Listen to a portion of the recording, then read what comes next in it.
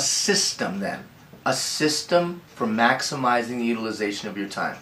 We've given you the background, the framework. So what's the system to maximize the 100 usable hours? I'm going to give you an overview over the next couple minutes, and then we'll unpack it in the month to come. Step number 1. I identify all of the various roles that I play in my life. All of the various roles. That's step number 1. What are all the various roles? And then within that, let's say work. Then I have roles within that, right? So, dad, husband, worker, employer, whatever. I know that in each one of those I have roles as well. It's important to identify the roles I have in my life first. Then I identify the goals. The goals that I have in each one of those roles. So, roles, goals. Now, the key is, how am I going to invest my time to get from here to there? How do I invest the 100 usable hours I have in my week to effectively get from here to there? Well, we have to turn to another philosopher, another mathematician. Ian, it's always a history lesson with you. Hey, nothing new under the sun. There was a guy named Pareto. Pareto had a simple law. Pareto said that in his observation, in his study, in his research, that 80% of the results came from 20% of the activity. That 80% of the results came from 20% of the activity. He called those high leverage activities. High leverage activities. I'll call them high return on investment activities. Those are the activities that when I put an hour in, it's like getting 5. When I put 30 minutes in, it's like getting 2 hours. They provide a maximum impact. If you stop and think, in each one of the roles that you play, in each one of those roles, there are some activities that give you a greater return on time invested, and there's some activities that give you a lower return on time invested. Step number 1, what are the roles that I play? Step number 2, what are the goals that I have in each role? Step number 3, what are those activities in those roles that give me a greater return? Maybe that's sitting with your employees and spending time. Maybe that's effective planning. I know in my personal life, with my wife, it's taking her to a Broadway show. Taking my wife to a Broadway show is a high return on investment activity. It's like 7 nights, 10 nights, 20 nights on the couch of watching Netflix. So what's your high return on investment activity in each one of the roles that you play? Now there may be a number of them, but it's important that we proactively identify the high return on investment activities. Conversely, it's important that we identify the low return on investment activities. You and I both know there's some activities that when I put a half hour in, it sucks out 10 hours. So what are they? And we proactively identify them. Now to recap, by proactively identifying the roles that I play, by identifying goals that I have in each one of those roles, and then by taking some time to identify the activities that get me closer there faster, and identifying the activities that I should avoid because they take me further away, I now have a fighting chance to put together a plan to maximize my time. Let's talk about the plan.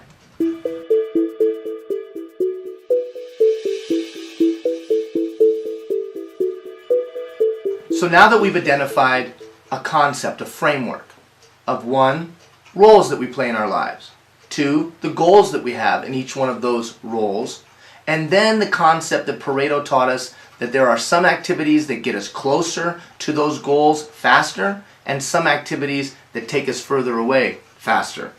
High return, low return. You've proactively identified those 4 things. What do I do with that information? Well, now I've got to bring it to the ground.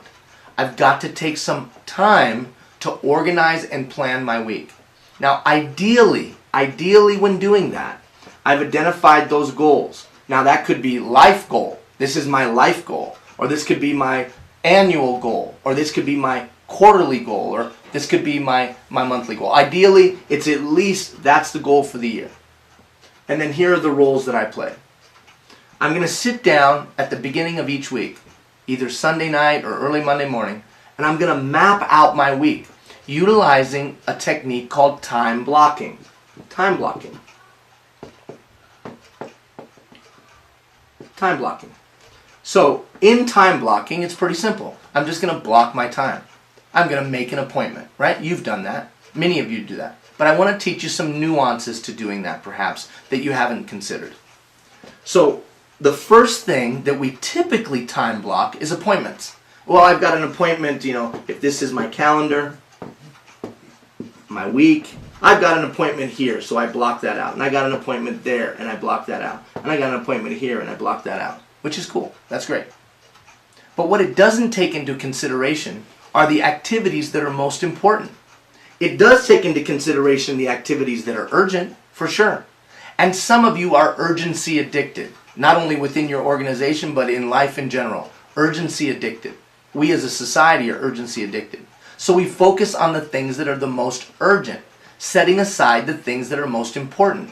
That's why we proactively identify not the urgent activities in each one of our roles and the goals thereof, but the important activities, the activities that give us the highest return for time invested. Those should be the first thing you put on your calendar every week. So I'm going to put those, we'll use a triangle to identify those. High return on investment activity. High return on investment activity. Let's erase this. High return on investment activity. So we'll use the triangle as the high return on investment activity. I'm going to block those in first. Well, what do you mean? Well, it could be I need to make the phone calls to the 10 key clients from a business development standpoint. So I'm going to block that time in first. When I look out over my week, I'm blocking that time in first to ensure that I do them every week. Stop and think about this. If I proactively identify the roles that I play, if I proactively identify the goals that I have within those roles, and I proactively identify those activities that will get me there faster, and then I make sure they're on my calendar every week, I have a greater likelihood of succeeding. Now, it's a principle called making an appointment with yourself. Rarely would any of you blow off an appointment with another person, but you do blow off appointments with yourself all the time. They're best of intentions. You have the best of intention of doing that thing, but because you didn't physically put it on the calendar with the time and time duration denoted, it doesn't happen. Because something urgent comes up, so that the important things that have to get done for you to reach your long-term goals never actually occur week after week after week. So step number one, I sit down on Sunday night, early Monday morning, I look out over my week. As I look out over my week, I make sure I put in those high leverage activities. The next thing that I put in are the things that I can assume. Well, that's that appointment. I can assume that I got to do that appointment. I got to assume that I got to do that report. I can assume that there's that thing that has to be done next week. Some things that I can assume. Oh, I made a little tic-tac-toe. So there's some things that I can assume. Things that I know routinely happen, or appointments that I know I have, or obligations that I have. I plug those in. And then finally, I put in the things that I know are happening but aren't formal. Like for some of you that lead a large team and that need your time, doing an appointment on Monday morning at 9 a.m. is ridiculous. Why in the world would you do an appointment on Monday morning at 9 a.m.? That's when everybody needs your time.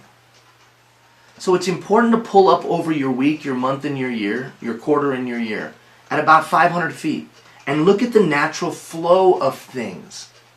If every Monday morning you've set an appointment, but you have to cancel those appointments regularly because there's urgent crises, well then you can assume that there's Monday morning, you just block out time for urgent crises. And you're just available to your team. They all want to talk to you, so you're available to your team. Now what happens when there isn't an urgent crisis, or they don't need 2 hours of your time? You just picked up time in your week because all that time wasn't necessary. Here's another one. Emails. Are you the kind of person that's on your BlackBerry, on your smartphone, answering emails throughout the day and then wondering where your time goes? Now, I realize in much of what you do need to respond to certain emails instantly. And I'm not saying you shouldn't scan your emails. But for me, I block out time to answer email. I might have a half hour in the morning. I might have a half hour in the midday. I might have a half hour in the evening to block out time for the things I know need to be done but aren't important. Time blocking, but taking it to another level. First, blocking in the high return on investment activities. Second, blocking in the routine activities. Third, blocking in the things I assume are going to happen. And then finally, taking a 500-foot level over my week and looking at the things that are natural flow. I block in my time. Now, I said finally, but second finally, make sure you leave some white space. Make sure that my calendar is not so jam-packed full that there's no white space. Why? Because without white space, I don't take into consideration the crisis, the thing that will just come up. Now, of course, over the coming days, we will delve more into this. We'll talk in more detail. Now let's talk about the tool that you need to be able to do this.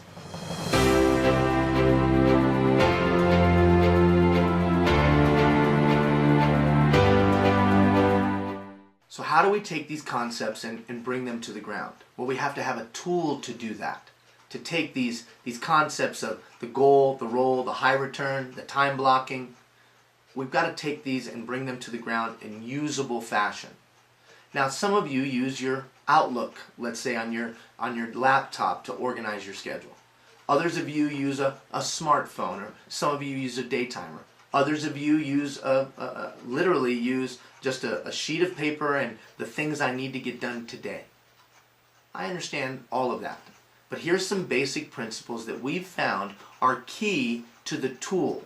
Because the tool is the landing gear, if you will, that bring all these high-level concepts to daily activity so that you can truly maximize the utilization of your time and ensure that the way you're using your time is congruent and in alignment with your long-term aspirations and goals. First, I think your tool has to be portable. It has to be something you can take with you, jotting notes or typing in ideas or whatever it might be, making adjustments to your schedule, checking your calendar accordingly. And something that can remind you of your deep and compelling why. Remind you of your goals. Remind you of where you're headed. Might be a quote, might be a picture, might be a saying, might be a little notation that you put in your day timer. But something. Because you will have to make decisions on the use of your time. Time is a perishable commodity. And you'll need some kind of litmus test that helps you prioritize your time. Well, by having that thing in that portable tool that reminds you of why you're doing what you're doing, you'll be able to make those priority decisions a lot more effectively. In addition, by having a week's view, we take into consideration all the time that we have at our disposal. So for me, I'm not trying to get things done in a certain day necessarily. I'm making a list of the things I need to get done this week. Now that doesn't mean there's not daily deadlines. Of course, in all of our businesses we have daily deadlines. There's no doubt about that. But by taking a week's view of the things I need to get done, when urgent crisis comes, I can readjust accordingly and I don't get off track. Now, whether that's for an appointment that I've made for myself of one of those high return on investment activities, because I have a week's view when something urgent comes up, I can adjust it. Or because I have a week's view, that list of things I need to get done in the week, I can move those to another time in the week. So that by the time I get to the end of my week, I've gotten the majority of my list done. Finally, it has to be a tool that we can utilize on the go and in the moment. Because I've got to be able to make decisions. That's why I think utilizing a Microsoft Outlook on a desktop or a laptop is an ineffective tool. Because it's not portable.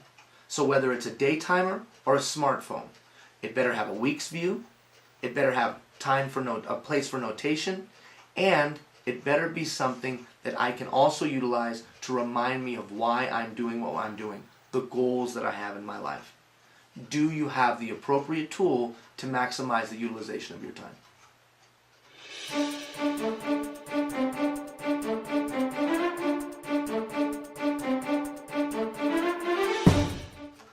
right, now we've got to put all that into action. We've got the concepts, we've got the ideas, we've got a tool. Now what do?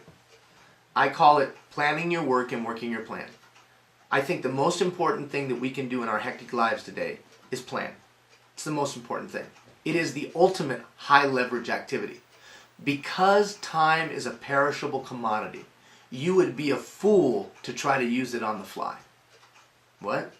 You would be a fool to try to use it on the fly.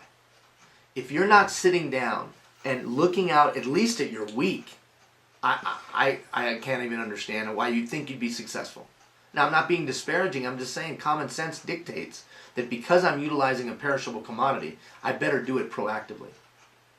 So when I talk about planning your work and working your plan, what I'm talking about is sitting down regularly and mapping out how I'm going to use those $86,000 a day and that 168 hours in my week. As I mentioned earlier, that could be on a Sunday night, early Monday morning. I'm going to sit down and I'm going to take and reflect, how did my week before go? I'm going to look at my calendar of my week before. How did it go? And then I'm going to project what's coming up in my next week.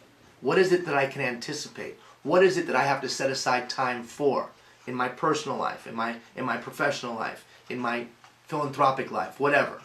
What do I need to map out? And then take the time to ensure that that's congruent with my quarterly goal, with my annual goal, or with my life goal. For me, it's about knowing where I'm headed lifetime-wise, and then working my way backwards to what am I doing this hour. That's the simplicity of it. But the doing of it is sitting down every week, reflecting what was my past week like, and projecting what will my next week be like daily. Then I take my daily activity. Once I've mapped that out, and at the beginning of every day, I'm going to review my calendar. I'm going to review, has anything changed? Do I need to make adjustments? Some of the activities that I've planned no longer as important as I thought. Do I need to adjust those because other things override? Do I need to put them somewhere else in the week? So I take that 10-15 minutes to review my calendar. I even go to the place where I'm going to visualize what some of those meetings are going to be like, what some of those meetings are going to, the results are going to be. Who am I dealing with? What's their communication style? Some of the things that we've talked about in the past. I plan that week to ensure that it's congruent with my near-term, mid-term, and long-term goals. I plug in those high return on activity first, and then so on, as we discussed earlier. Then on a daily basis, I review that to ensure that I'm still in alignment with where I need to be. And then finally, at the end of that week, I can reflect and then project again. That planning my work and working my plan, I think, is the most important thing you can do in your week.